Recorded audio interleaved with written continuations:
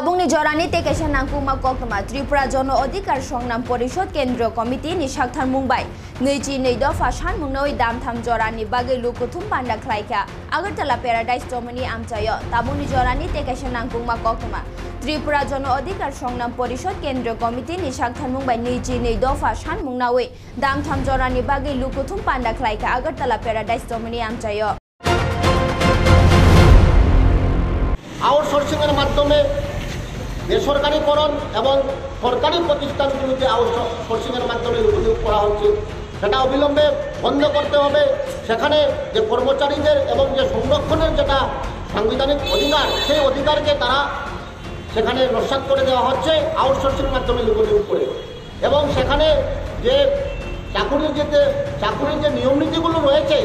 সম্পূর্ণ সেটাকে নস্যাৎ করে সেটা আউটসোর্সিংয়ের মাধ্যমে নিয়োগ করে তাদেরকে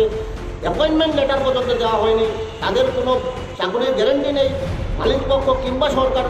কর্তৃপক্ষ যে কোনো সময় তাদেরকে চাকরি থেকে বরখাস্ত করতে পারে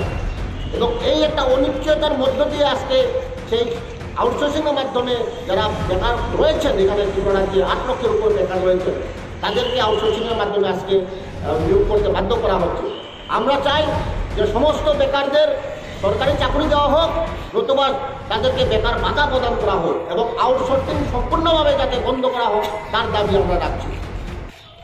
তো এবং কৃষকদেরও আমরা দাবি রাখা হচ্ছে সেখানে সহায়ক মূল্য থেকে শুরু করে বিভিন্নভাবে তাদের যে কৃষকদের যেটা শ্রমজীবী অংশের মানুষের যেটা ঋণ সেই মুকুব করতে হবে। কারণ আমরা দেখছি